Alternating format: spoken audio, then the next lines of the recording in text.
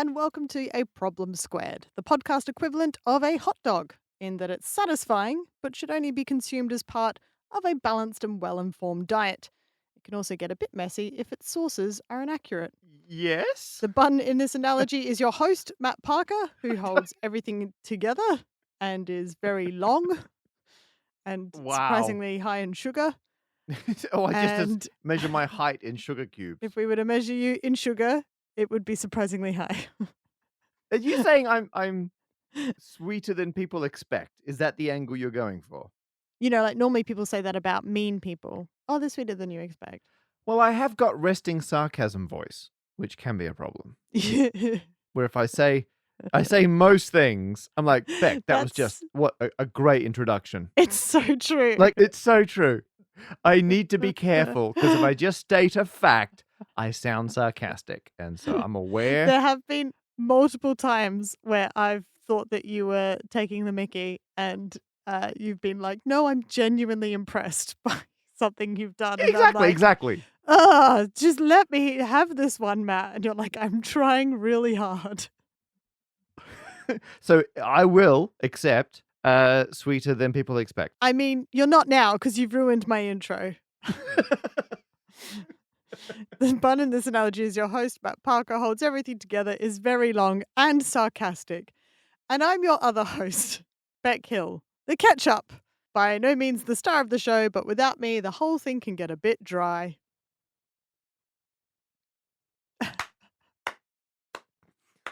Just Matt, for the listeners, Matt just stared at me blankly while slow clapping. It was impressive. No, I meant that genuinely. Okay. In today's episode, I answer the question of can you have the same offspring twice? we answer the question, doors or wheels? And we've got some podcast recommendations, which is the answer to a problem that was sent in. And then some many other business.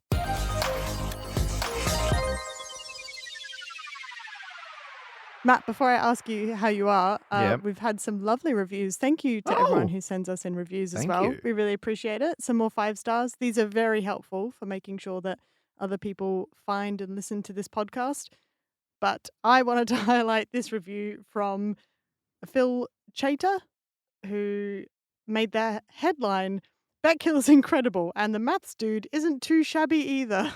Wait you got real resting sarcasm review there, Phil. And that's just the title to his review. I think Phil felt sorry for me. Yeah. Yeah, to be fair, Phil then doesn't expand on that any further. Phil then says, if you only get to listen to one podcast this month, you probably should learn to manage your time better. Failing that, give A Problem Squared a listen. Oh, opens with a joke. Yeah, and closes. It's entertainment and education in one show. Ding. There are 2 things I love about this, insulting me aside. One is everyone's just putting ding in their reviews, which makes no sense to anyone who has not yet listened to the podcast. But hopefully that's intriguing. And we seem to have strayed into, and this is becoming a theme in the reviews, that they are complimenting one of us and insulting the other. Yeah, how major can we go with this? You need to subtly compliment one of us and insult the other, right? But nothing that's going to get us, start banned. reporting people. Matt, how have you been? You know what, Beck? I have been, well, a little bit sad. Why have you been because you were unable to join I know. myself and my dear wife at an event that we were looking forward to Yes, immensely. that I invited you to. That you got us invited to this event. Mm. And do you want to tell all the listeners why you were unable to join us? I got COVID. I got COVID from my stupid husband. Yeah, we're skipping ahead to the how are you, Beck section. Yeah. I am COVID-y. I will try my best not to cough during the record, but if I sound a bit off, that is why. Yeah. That's your dedication to the podcast. Mm. I was like, no, Beck, we'll skip an episode. And you're like, the listeners depend on us. Exactly. But it does mean for our Patreon listeners, I'm a Wizard will be coming out in the next episode. Yes. we've delayed everything apart from this one episode because then we Yeah. figured that's let's not push it. So, yeah, I couldn't make the event. I was gutted. I called you as soon as I got the Yeah, you invite were to this gutted. event and said, if I can get you guys in, will you come? You did. And you guys, you had theatre tickets that night and you cancelled. I rescheduled our theatre trip to do the event. Oh, and even our producer's now screaming, "What was the event?" And we haven't said what it was. It was a deeply, deeply ridiculous, silly event. No, it where was high class and we're gonna highbrow, and I shan't hear anything no, less. it was. I was there, Beck. It was deeply ridiculous, but I had a fantastic time. So, even without you, who knows if you and your stupid husband have been able to come along? Who knows the giddy heights of fun we would have had? Even missing you, we still had a great time. Well, I've been letting you just say it, Matt. Now you're driving me crazy. Okay, so we were at the launch event for a new season of a reality TV show, and some people may watch this. I suspect not many, but there is a show called Below Deck, which is a reality TV show where they follow super yachts. Oh, our producer is losing her mind in the chat. I take it, Lauren, that you watch Below Deck. We did not warn her we're going to be discussing this in the episode today. So they follow super yachts, and part of the episode is following the crew who work on the super yacht, and part of the episode is following the rich people who have chartered the super yacht, and they have different people each time. And reality show shenanigans go from there, basically. Is that an accurate summary, Beck? I mean, it's the sort of summary that I think would speak most to our listeners.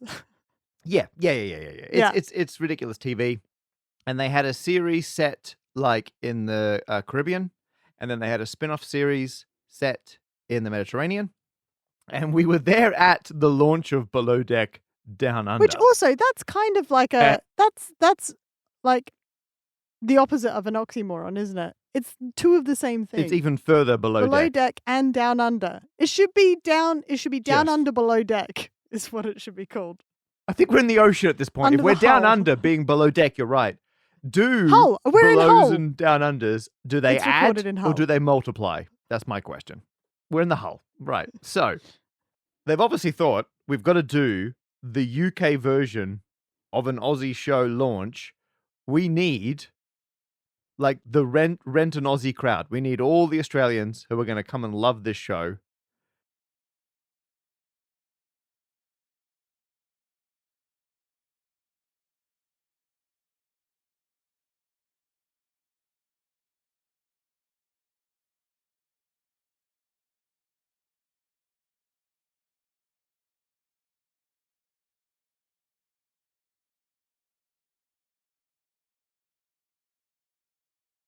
I did not neglect. think I'm- I was so sad about not going to the point that poor Gav was genuinely like going through some real guilt feelings because he knew how much I was looking forward to Oh. going to Below Deck, and because he'd tested positive. Because I actually got COVID like technically the day after the event, but he'd tested positive, Yeah. and But you're so responsible. we were like, let's not. I don't want to be a wang. I will stay home, even though I really wanted Yeah. to go. And then I felt actually better about the No, fact you that I did. got COVID, because the next day I was like, oh, that's it. I've got it. I've tested positive. I would have felt really awful if I'd gone and then tested positive the next day and known that I could have given it to other people. So yeah, I really wanted to go. So we had a great time. They had free cocktails, and they had free Vegemite and cheese on toast. Oh my goodness.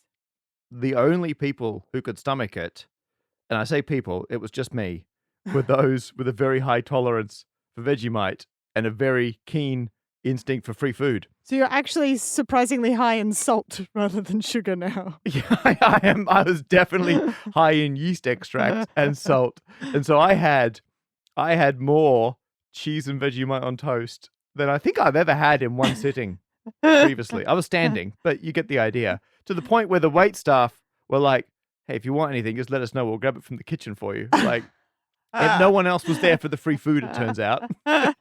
You've And even if reached they dizzying would, heights. they couldn't stomach it. So, yeah. So I had a direct line to the kitchen. I was like, just keep it coming.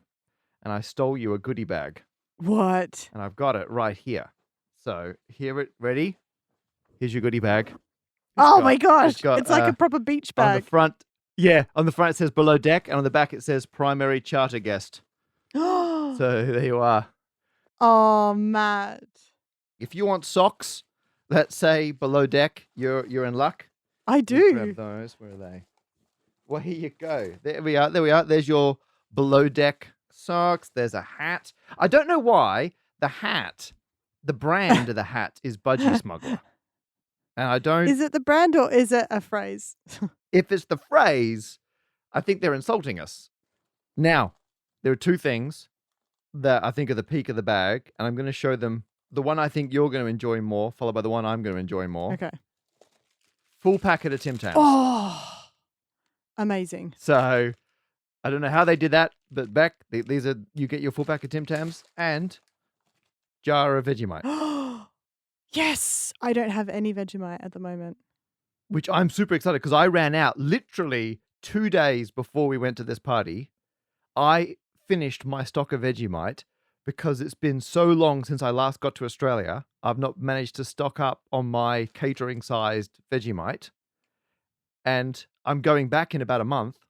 And suddenly, the universe gave me a tiny jar of Vegemite to tide me over. I also just need to point out for the listeners that the jar that Matt is holding is not tiny. It is like a standard jar of Vegemite. It's tiny.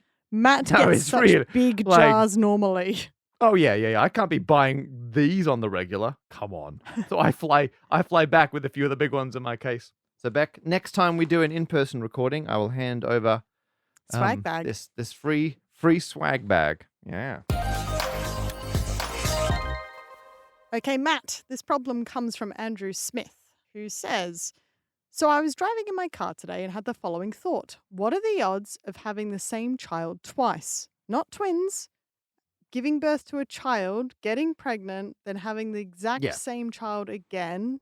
I'm guessing they mean like just genetically. By the same parents. And they said it's infinitesimal. That's how you pronounce that, isn't it? I don't know. Infinitesimal. Infinitely small. Infinitesimal? That's it. It's infinitesimal. But how much so compared to other infinitesimally unlikely occurrences? All right, so they're right to rule out twins because identical twins are identical. They have the same DNA, let's say.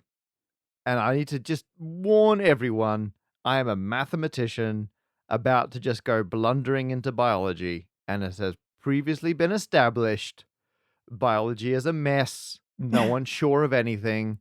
Everything has exceptions. I get upset. However, I have done my best to wade through the biological chaos and work out the probability that instead of having twins, where you start with like one egg that's been fertilized, so it's got all its chromosomes, and then it duplicates into two. So that's where you start with one, potential human, and then very early on it splits into two identical humans, right? That's a whole separate thing. Mm-hmm.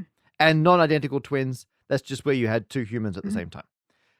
This case, you have a human, and then you have another identical human, because to make that first human, you're combining the genetic information of two humans, and you're shuffling it around and putting it together. But there's only a certain amount of genetic information to start with, and there's only a certain number of ways you can combine it. So two people who are going to produce a child, there's only a finite number of possible humans they can produce.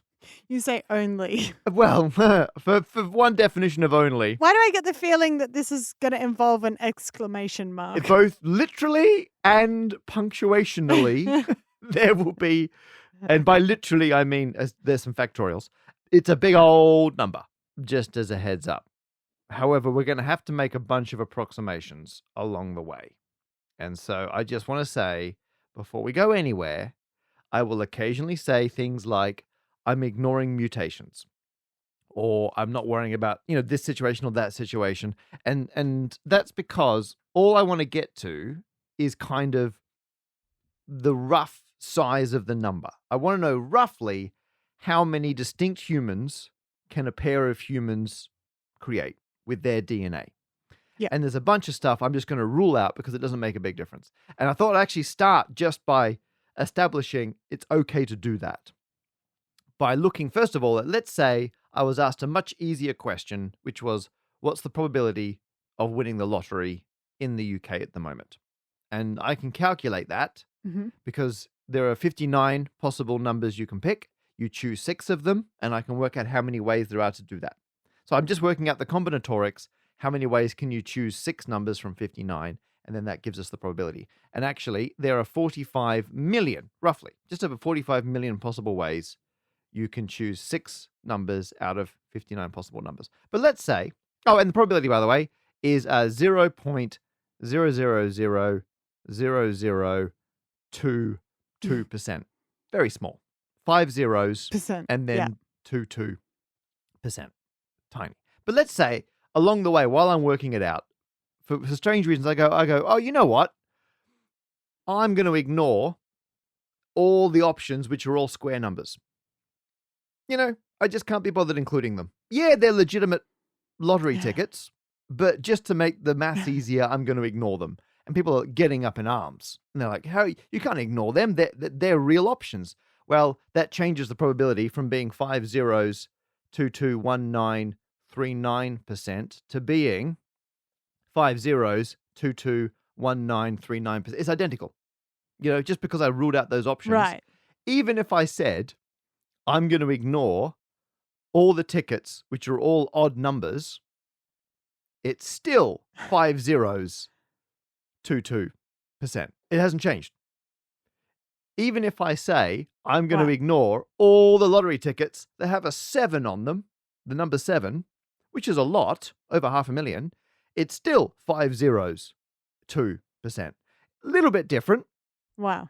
It's instead of being 2, it's 2, 5. So that changes it a little bit. Ooh. Doesn't change the... Hey, you round up, get that 1 to a 3. But if you round them both, they're the same. So the point is, if all you care about is the rough answer, or even a very accurate answer, you can still ignore a lot along the way. So I'm going to be ignoring a lot along the way. So things like mutations and whatnot, they're all going to go. Okay. Just thought I'd overemphasize that. You have just likened people to the lottery, but... Same thing. What's being born if not winning the lottery? I'm not going to oversimplify, though, because at a very, very simple level, when 2 humans want to make a new human, they've each got cells that have... Are you giving me the talk? I'm giving you the talk. We sometimes have young listeners. It's the bits and the bees. So, a human has a cell with 23 pairs of chromosomes. So you got 46 chromosomes in total, but they're in pairs. So you got redundancy, which is very useful. So if anything goes wrong, you got backup genes, basically. So when your cells decide to, and I'm not going to use, biologists have named every single step and part of this. So there's a name for the cell when it's got all the pairs. There's a different name when they're separated. There's a different, there's a big difference between naming things and knowing what's going on. And they've done a lot of naming things. But you start with the 23 pairs. Your body splits them apart and then has to pick one of the 2 to put in the reproductive cell. So you're making a sperm or you're making a cell. They only have single chromosomes. They don't have pairs. And so your cell basically takes each of the pairs and is like, do I put in this one or this one? This one. And then they get the next pair. This one or this one, that one, right? And then they go through all 23 of them and they pick one from each pair and put it in. I just need to explain for the listeners that every time Matt says this one or this one, he's like weighing them up in his hand. Like he's a little character. I'm the selector this one or this one? enzyme? Or I don't know, right? But also your weighing up looks a bit like someone milking a cow. It's not dissimilar. Yeah. Or someone choosing which udder to milk. This one or this? Oh, this one.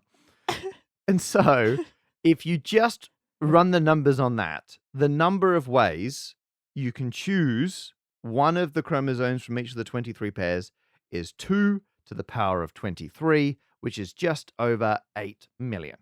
It's 8,388,608.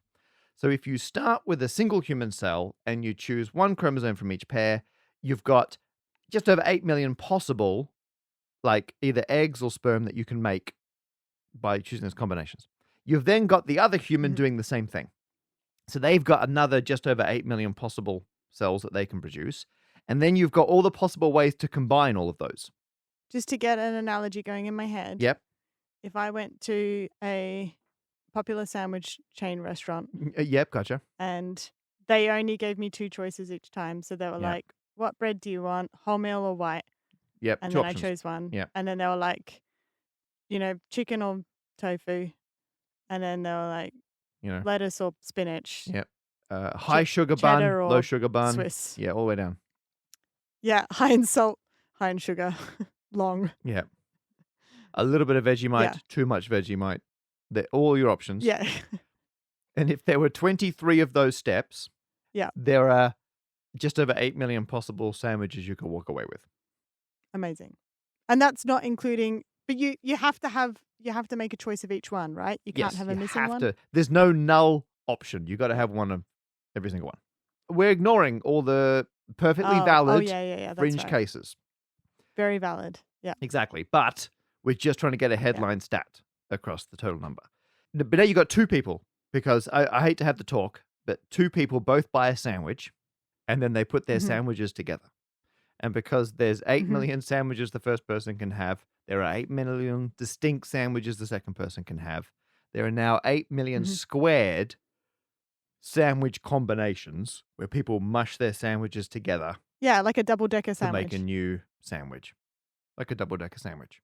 If that was the whole story, then a pair of humans could produce just over 70 trillion possible distinct humans. 70 trillion, 368 million and a few possible humans. That's a lot of baby showers. It's a lead, yes. But we are just talking about the same 2 people, right? We're not Yes, saying that someone on the planet might have the same kid as 2 other people on the planet.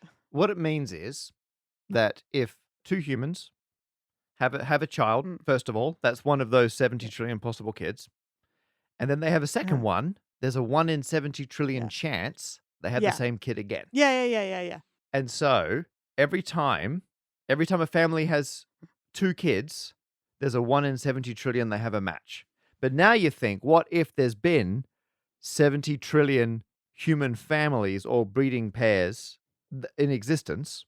Who've been alive. Exactly. Over the Then expanse of suddenly, time. it's more likely than not, and again, there's some more complicated maths going on here, that it's on the same order of the possible number of human pairs that there might have been or will be in the future of the human species. Or is it the Murphy? That's the Monty It's Hall, not the goat Monty behind the Hall door. problem. It's So- not the Monty Hall problem. No, there's no. Yeah. Yeah. No. Okay.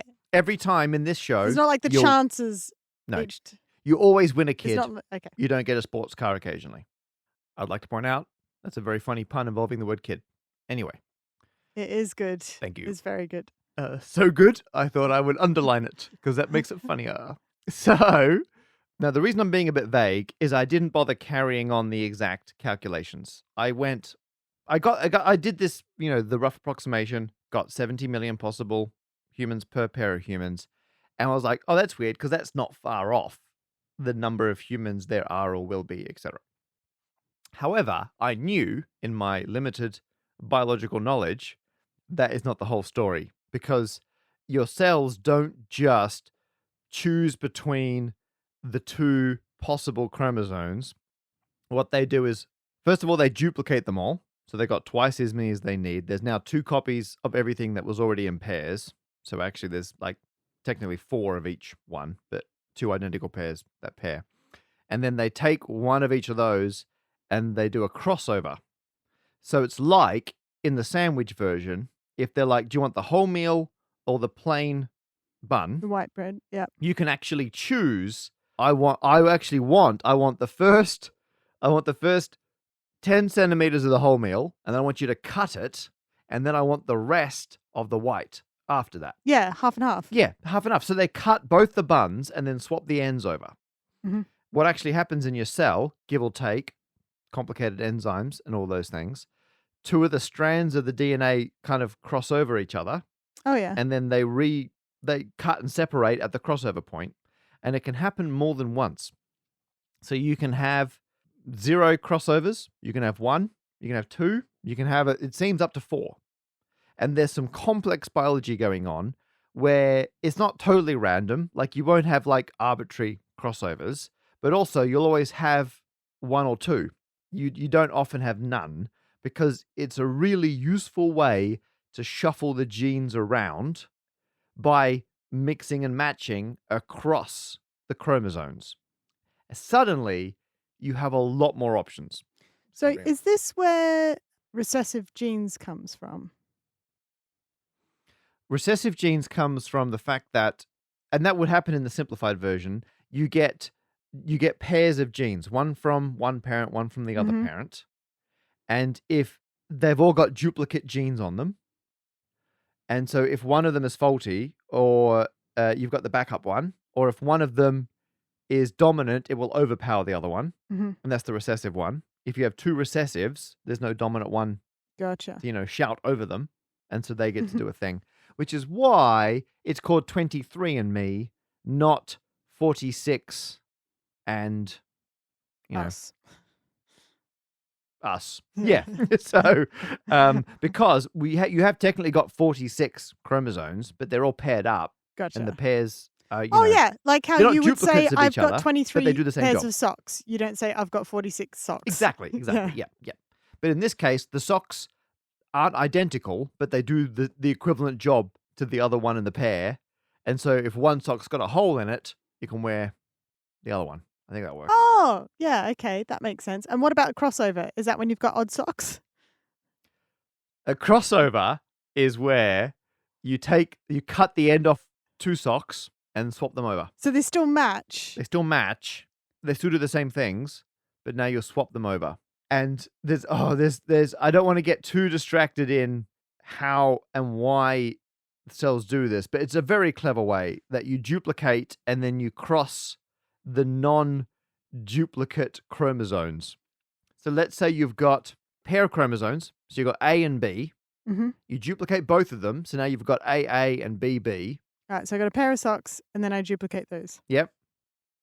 And then you leave one A and B alone, effectively, and you cross the other A and B, and then you partner them up with the one that wasn't crossed. So you've got the best way of shuffling around the genes. It's super clever. Okay. But being biology, there's no clear, here's how many different sites there can be a crossover event, right? There's just like, it happens a bunch, and it happens normally 4 or fewer, normally 1 or more. But then it starts to get a bit vague. And so what I did was, first of all, I found out it happens on average once every 100,000 base pairs of DNA. So the longer your chromosome, the more likely you are to get a crossover, which makes sense. The longer your socks. And the longer the sock, the more likely you're going to cross over. But because it can happen more than once, you might cut the toe off and then swap that, but then cut it again near the heel and then swap again. So you can have multiple swaps on the same sock Mhm. chromosome. But the longer it is, the more likely you are to have multiple swaps. Mhm. And you tend to do a swap for every 100 million stitches, base pairs, in the sock chromosome. But you can have more, you can have fewer. So what I've done is okay, bear with me here. I've taken all 23 possible chromosomes that humans have. 24 actually, because I had to deal with the X and Y separate. Oh, and me. 24 and yours. That's what it should be called. Yeah. I've then assumed an upper bound of the number of possible crossover events at 1 per 50 million base pairs. as because I just want to have the range of what could possibly happen. Mhm. And so this means the shorter ones have one, and the longer ones can have up to five. So I'm just trying to cover every possible option.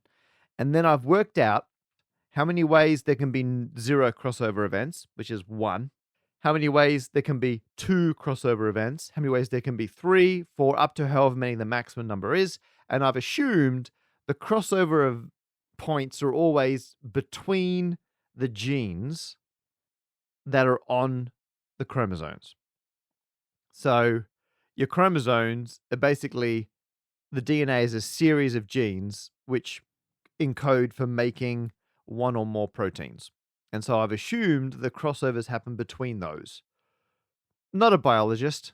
That seems to be the way it works. People, please correct me if I'm wrong. So what it means is, let's say, what's your favorite human chromosome? They're numbered. So I'm asking you, what's a number between Oh, 1 and 24? 7. 7. The seventh chromosome is just over 159 million base pairs. So that's 159 million, A, G, T's, etc.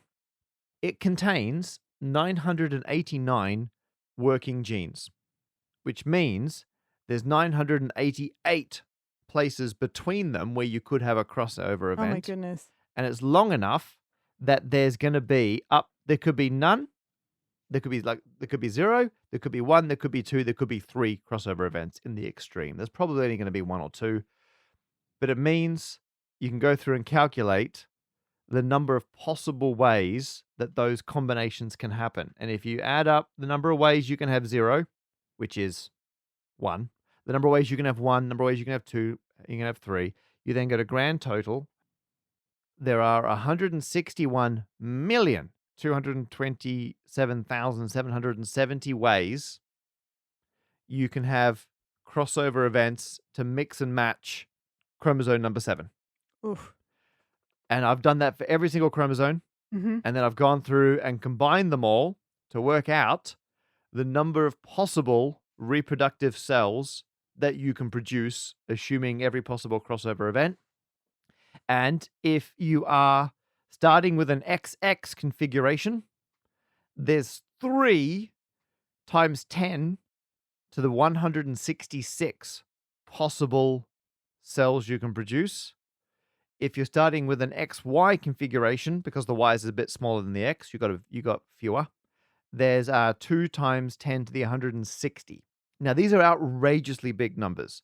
So for the XX starting position, it's 3 followed by 166 more digits. So the number is 166 digits long.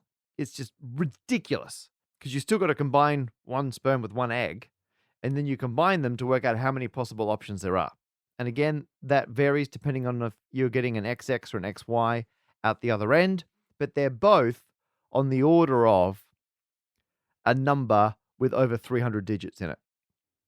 Just stupidly big numbers. Mm. And there are other complications in reproduction that I haven't even factored in. These are just crazy, crazy big.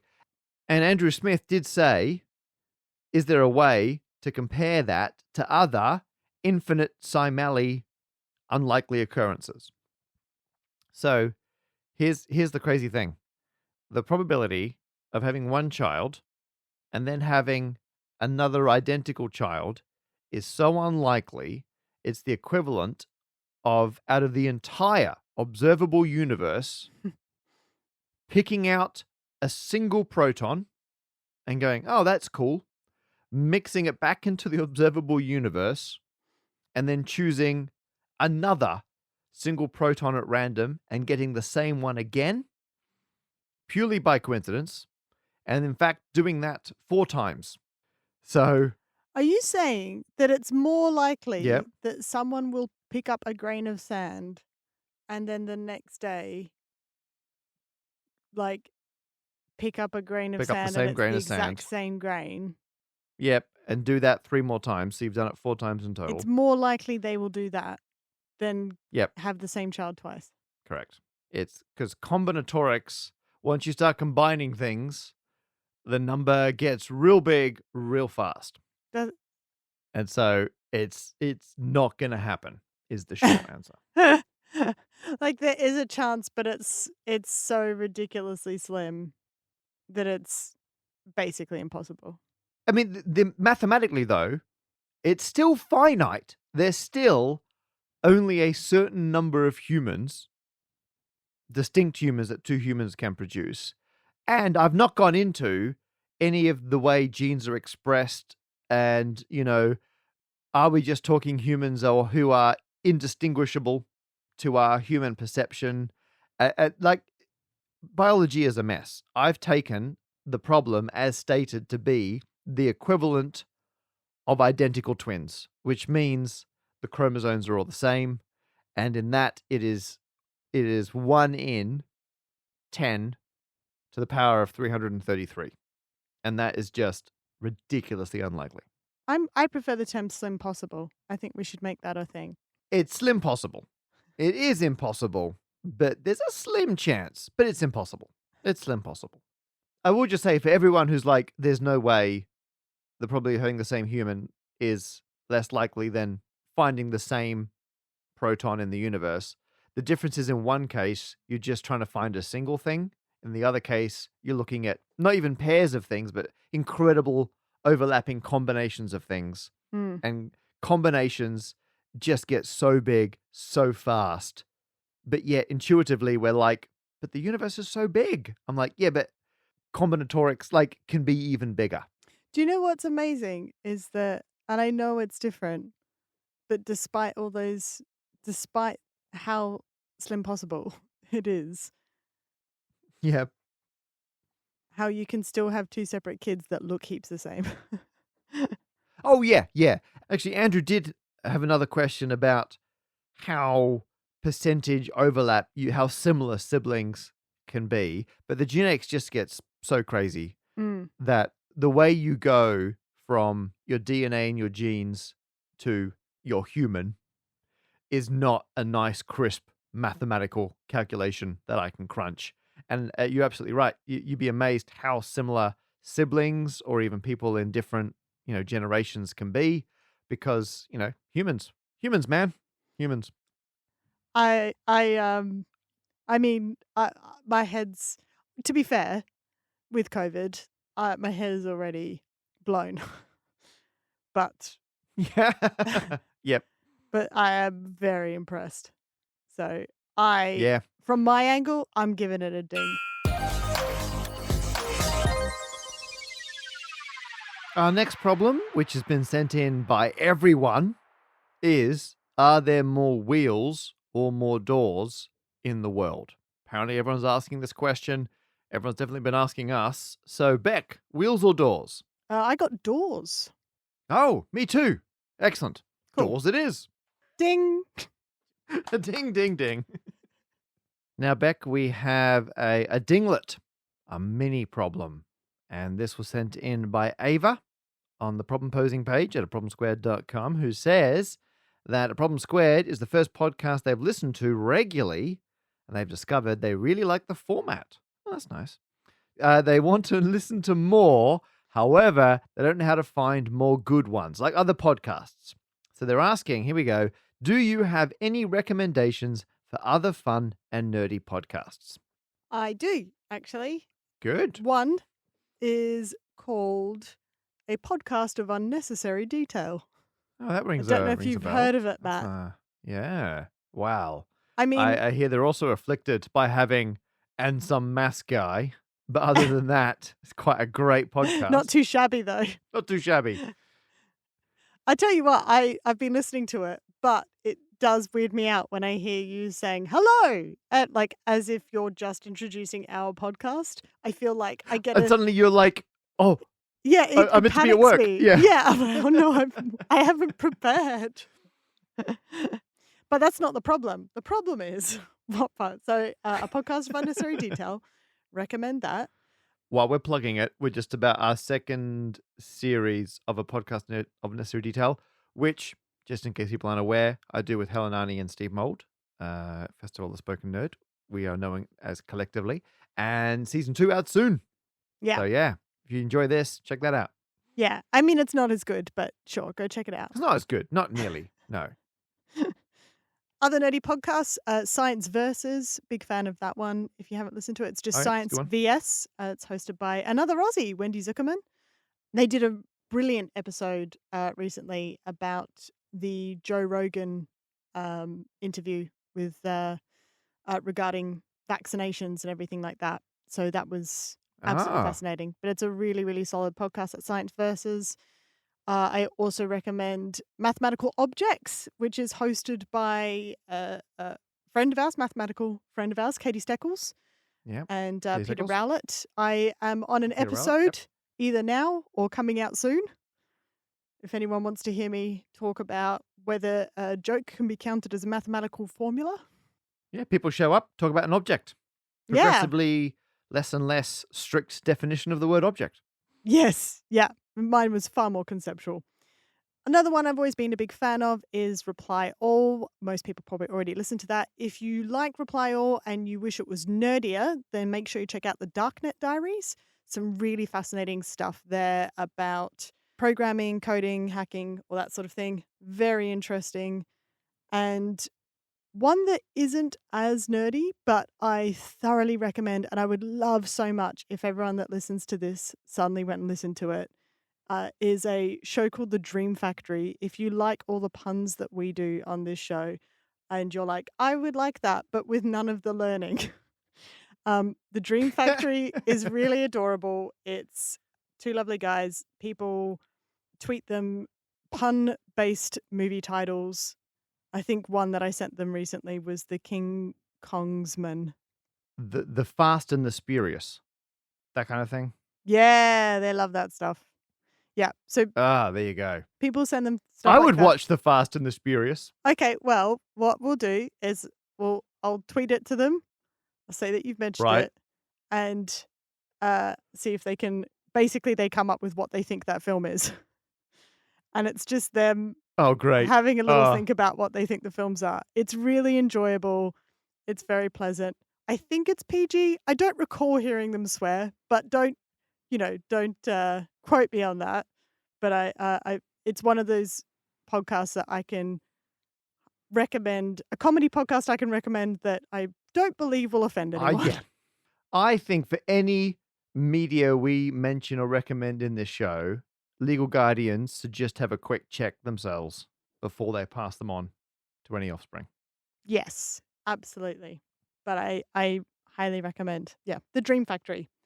Go everyone go and listen. That's a good list, Beck. And given all they ever said is, do you have any recommendations? They didn't make any comment about the quality or if they will enjoy them or not. Well, they said But fun you and nerdy. definitely, well, you think they're fun and nerdy and you recommended them. I mean, there you are. That's a problem solved. Ding. Yay. It is any AO other businesses B. AOB. Excellent. So first up with any other businesses is a pudding squared. We were going to go through the answer today, but because of my limited brain capacity You've been and ill. Yeah. everything being filled with phlegm, just a little gargle for proof there. We're going to give the answer to a pudding squared in the next episode. This time, however, we will pass on a ding to Beck. Dennis, who asked about the food packaging, has come back with, wow, Beck, you went so far to answer my question. Congrats on your certification. Thanks a lot for it. You definitely get an ungniddable ding. So that's like a ding backwards is a gnid, and it's ungniddable. So Or nid? Is it a is silent it a G? silent G? Nid? Unniddable. Unniddable? We'll go with unniddable. And you can't, an unreversible ding. This ding, Dennis is committing to the ding. It cannot be knitted. So top work, Beck. There's your unknittable ding from Dennis. Thank you, Dennis. Although Chris did ask on the problem posing page, does counterfeiting a food naming certificate using the HTML elements count as a food crime? So there you are. If you Yeah. Luckily, I haven't done that, but if anyone else does, maybe we'll That's a food report you to crime. the food crimes Yeah, unit. you legitimately got that qualification, so you should defend it.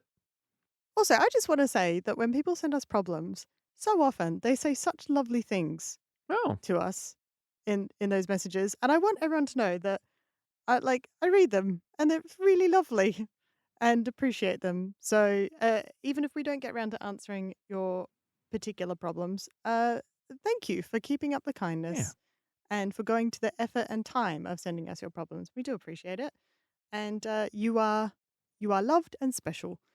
With that in mind, we're going to thank people who give us money. Right. Including on our list of random Patreon supporters this time, Phil Chapman, Jacob Faber, Kevin Davis. thank you very much to you and the rest of our Patreon supporters. And of course, a huge thank you to everyone who listens and tells all their friends, all of that stuff. Thank you. We appreciate every single one of you. I'm going to go back to bed. Problem Squared has been brought to you by me, Beck Hill, and a lot of paracetamol, Matt Parker, and our producer, Lauren Armstrong Carter.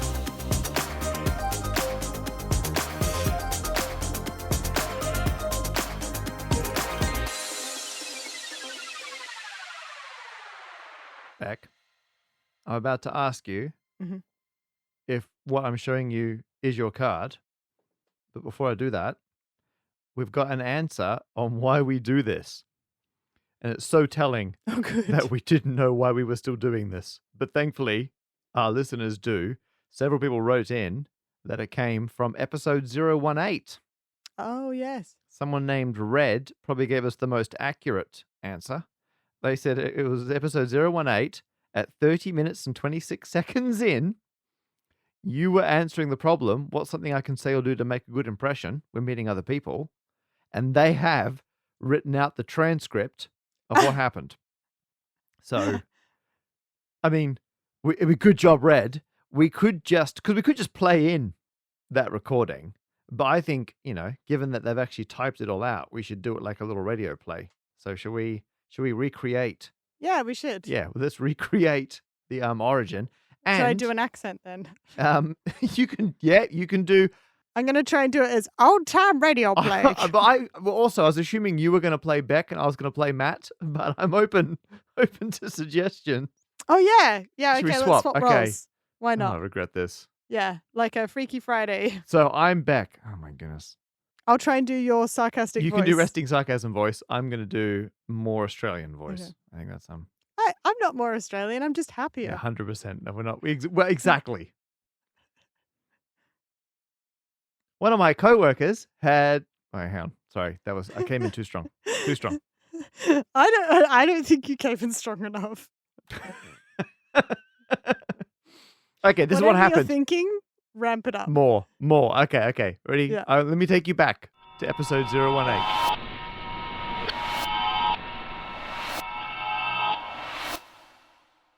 One of my coworkers had my favorite introduction, which was that as people opened their doors, he would hold his Chris Knight actually, and he's a comedian now. Okay, but he would have a pack of cards, and as soon as they opened the door, he would just say, "Is this your card?" and then hold up a card. I'm trying to do the wheeze that you do when you laugh. God. And they'd be so confused that they wouldn't slam the door in his face immediately. That is amazing. And in related news, Beck, is this your card? Ha! Matt has just held up a card, and it's not, I'm afraid. Oh, hang on. I've got plenty more. I suddenly realized I literally had a deck of cards right next to me as you were saying that. And I was like, wow, this is never pass up a chance for unexpected physical comedy that translates well into a podcast. See, I can't tell if you're like how much of that is your impression of me and how much is just you're ill. And so, Wow. I'm which Matt does Parker. does bring me Hello. brings me to my question though, Mm. Beck. Is this your card? Oh, Matt's just held up 3 cards, Yeah. and one of them is my card. Oh boy, oh boy. We're getting close.